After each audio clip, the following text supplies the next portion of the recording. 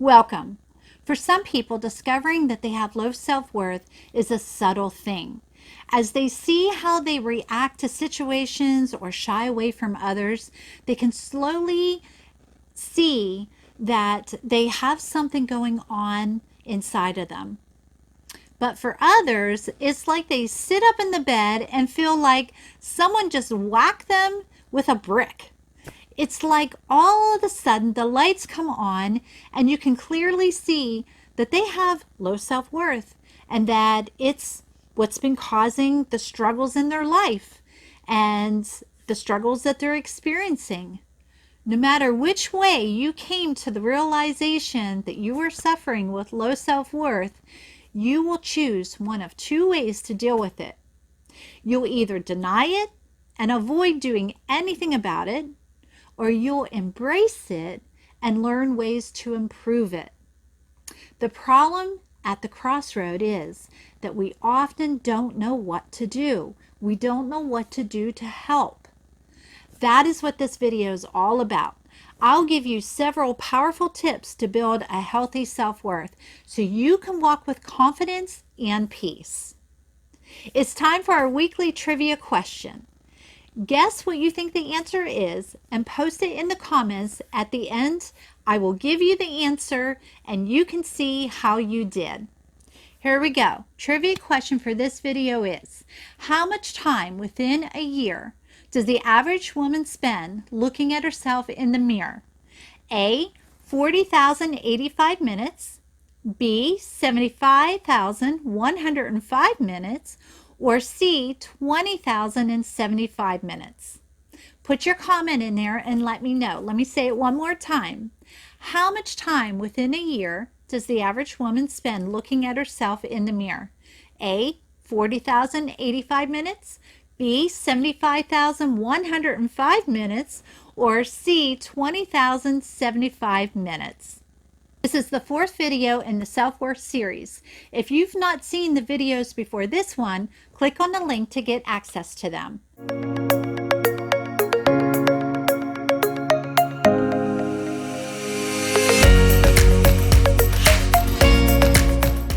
Hi, I'm Pam McCloskey, Personal Development and Wellness Specialist. We provide a pathway of tools and encouragement for women to thrive while alive. If you're new here, or even if you're returning and you haven't done it yet, make sure you click on the subscribe button below and click on the bell so that you can get a notification when new videos are posted every week. It's great to have you here. Make sure you say hi in the comments and don't forget your answer to the trivia question. Here are the powerful tips for building a healthy self-worth. Remember, you have a choice. The first one is be alert and eliminate negativity in your life. Look at what things in your life that are negative. And now I get it. Sometimes you can't eliminate people. You would like to sometimes, but you can eliminate the time that you spend with the negative people. So if you find that someone is always complaining or always has negative things to say and never has a nice thing to say, or, people, they bring out the best in us or the worst in us. And if we pay attention to which one's happening, we can eliminate the time that we spend with people who bring the worst out in us.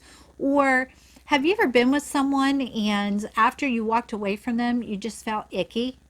Like you just felt depressed, didn't feel good about the conversation. Maybe you were talking about someone or talking about something that had no solution to it. It's just complain, complain, complain. You do not have to spend as much time with them as what you do. I think, again, when we talked about people pleasing, sometimes we're afraid to say no, or sometimes we're afraid to say, hey, I just need some me time to regroup and to focus on positive things so that I'm not spiraling. Because when you have low self-worth, You need positive people. You need positive things. But you're the one that's going to have to make sure you get them because no one else can do it for you. You have to do it for yourself. And it is okay to eliminate negativity in your life. If watching the news is not good for you, then turn it off. Don't watch it.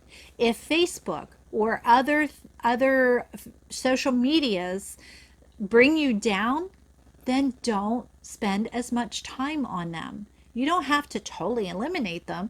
You can just limit the time that you spend with it.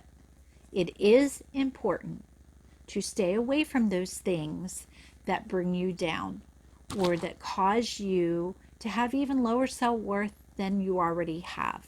You have to pay attention to how much negativity you have in your thinking because your thoughts drive your emotions and your emotions drive your behavior. So think about that. What do you really need to pay attention to? Your thoughts. Because let me say it again, your thoughts drive your emotions and your emotions drive your behavior. If you want something different, then go back to the beginning. You have to think different. You have to create positive a positive environment for you to be able to have positive thinking. I said this before, if you want what you always have, then keep doing what you're doing. If you want something different, you have to do something different. So you have to stop thinking about negative things and create positive ones. How do you do that? I am really big about putting positive things where you can see it all the time. Quotes, scriptures.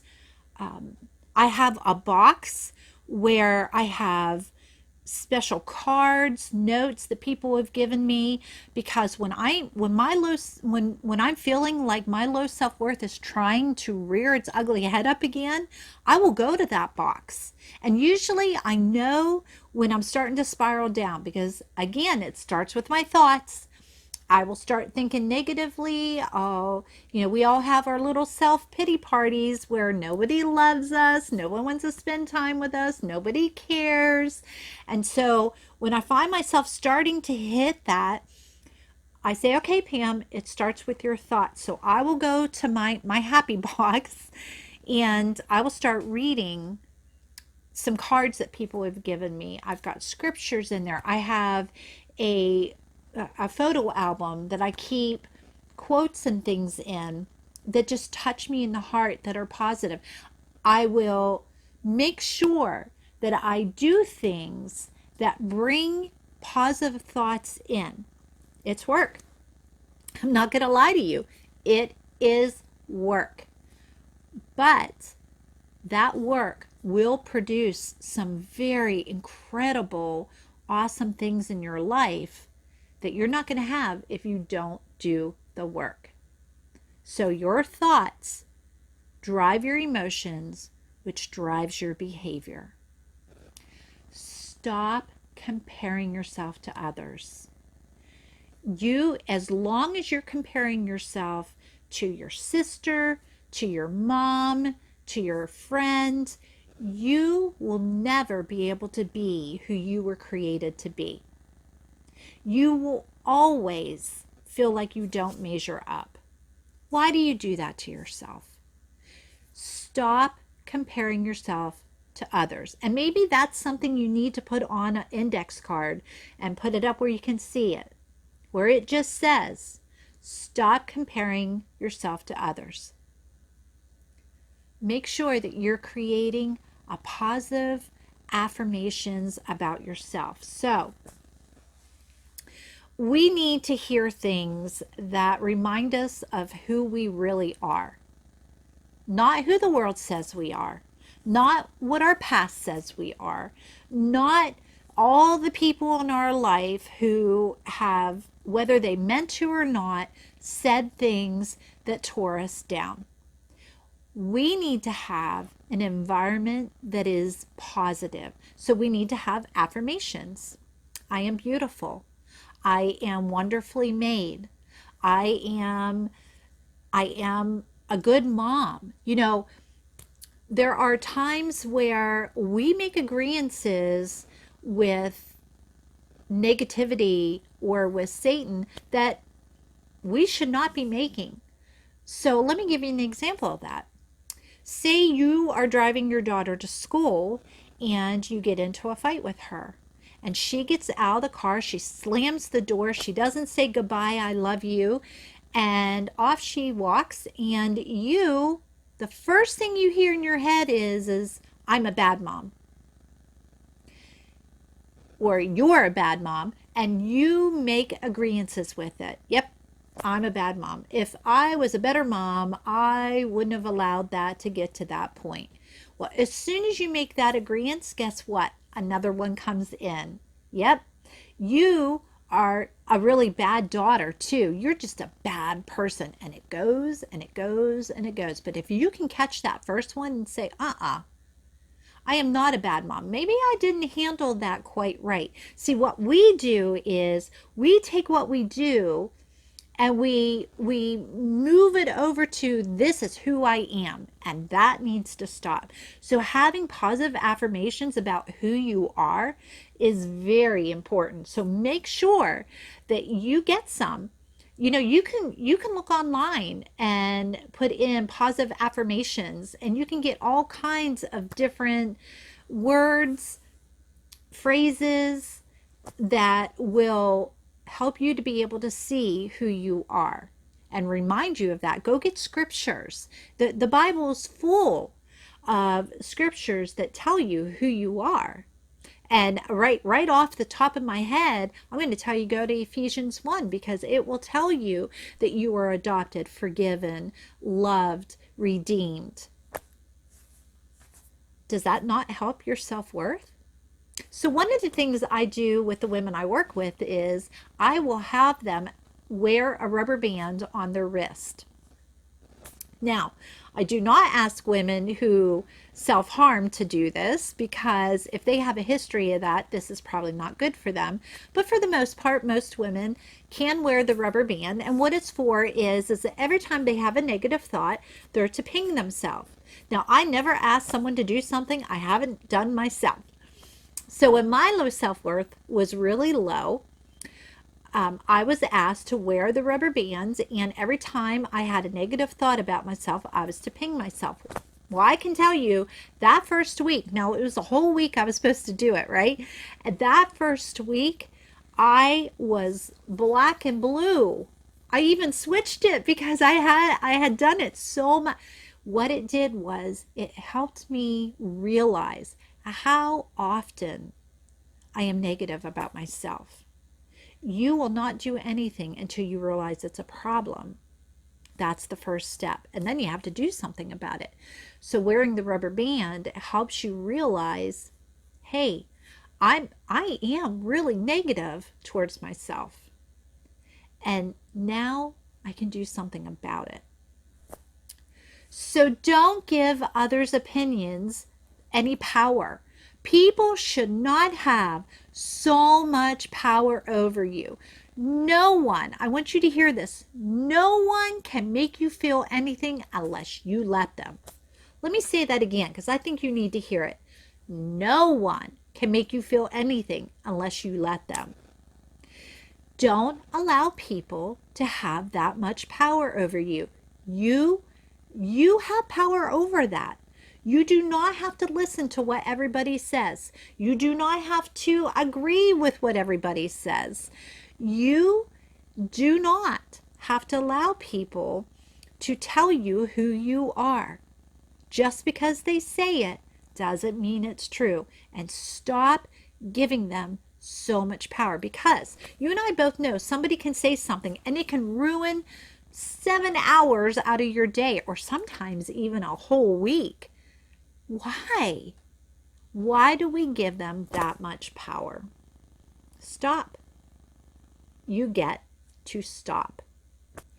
Don't blame others. Don't play the victim. Don't keep blaming everyone for everything that's going on in your life. I know I've done it, where I would blame everybody else for the things that were for the struggles I had, for pretty much everything that was going on in my life. And you know what? That is a victim mentality. And I am going to do a video on that. But for now, what I want to say is as long as you're playing the victim, you're not going to have any freedom. You're stuck. Like you are in a pit of really not good things because your mind is always telling you that it's everybody else's fault. And that's what you're going to focus on. You're not going to focus on you or the things that you can change. You're going to focus on other people and blame them. And that's denial. So as long as you're playing the victim, you will be stuck and you will not get the things that you really deserve to have because you choose to stay in that place. One of the other things that you can do is exercise or do something physical. When you get the adrenaline going and you get pumped up, you start to feel good. You start to feel better about yourself. And I'm going to say, 20, 30 minutes of just being active, whether it's a walk or dancing around. I love dancing around in my kitchen, just dancing around. That can be so good for you. It will uplift your spirit. It will uplift your mood, and you actually start to feel good because you're getting the chemicals flowing and you could be losing weight because you're being more active. Remember, not that how you look determines who you are, but we are blessed with a body and we need to take care of it. So just being able to do a little exercise, being able to find a friend to walk with. If you have a swimming pool, go out and swim in it and get a little sun because that's good for you too. And you'll be able to do two things at once doing that. But just make sure that you're getting some exercise. Come to a place of forgiveness. As long as you have resentment, you're a prisoner. Have you ever heard the expression, unforgiveness is like you drinking poison and expecting someone else to die? That's exactly what unforgiveness is. And I do a whole workshop on forgiveness because I feel like there's some things that we need to know about forgiveness to help us out. But for now, I want you to look at, are there people that you feel resentful towards? Have people hurt you? And they could be people from 20 years ago, or they could be people from 2 minutes ago. Look at how much resentment do you have? How much bitterness? And I remember I was working with a woman and I asked her, I said, do you feel like you have any resentment? And she said, nope, I don't have any resentment. And I could clearly see that she did. I'd been working with her for a little while and I could see that she had some bitterness and resentment, but she was a Christian. And as a Christian, she believed that if you're a Christian, it's wrong to have resentment. And so because she had that belief, she put that facade on and she pretended like she didn't have any bitterness or any resentment. We worked together for some time and she came back to me and she said, remember that day you asked me if I had resentment? And I said no. And I said yes. She said, I realize I really do. And so I took her through my forgiveness process and she was able to work through some of that. But you have to look at who or what are you bitter towards, and don't harbor that inside so that you are not the prisoner. Make sure that you are surrounding yourself with supportive, uplifting people, people who will breathe life into you. And count your blessings. Don't look at the negative all the time, but look at some of the positives in your life. Get yourself a gratitude journal. Write the things that you're thankful for, because while you're thankful, it's going to be really hard to be negative because you'll be looking at the things that are good in your life and not the negative. Do something nice for someone else is another thing that you can do that really does help you out, because sometimes when you're focused on helping someone. Now, I'm not talking about totally avoiding yourself and what's going on and being in denial. That's different. What I'm talking about is sometimes if you just go serve someone else, it makes you feel good, but you don't do it so you will feel good. Get what I'm saying? You do it because it helps them, but it also uplifts you. You can achieve a healthy self-worth. Don't buy into the lie that you will always be this way or you will always feel this way. It can and does get better if you work on it. It is a lie, a big fat lie, to believe that this is the way it's always going to be. And sometimes that gets us stuck. So don't allow yourself to believe that lie. And I want you to know, things will get better if you work on it. Now, the answer to the trivia question, how much time within a year does the average woman spend looking at herself in the mirror? A, 40,085 minutes, B, 75,105 minutes, or C, 20,075 minutes. Which one do you think it is? The answer is C, 20,075 minutes. How did you do? Let me know, because I'd love to hear. Were you close? Did you pick the right one? How much time do you spend in the mirror? As we talked about low self-worth and how when we have low self-worth, we can people please. I want you to know, if you're tired of running yourself to exhaustion and want tools to help you break free from people pleasing, be sure to click on the link to get your copy of Time for You, 5 Simple Habits to Eliminate People Pleasing. Be sure to join the Thrive While Alive membership group for helpful tools, encouragement, and support. Like this video if it was helpful to you, and pass it forward by sharing it. I guarantee that someone you know could benefit from it. This video on powerful tips for building self-worth is the 4th and final video of the self-worth series. If you missed the other videos before this one, click on the links to go to my homepage to access them. Keep moving forward to thrive while alive. I'll see you in the next video.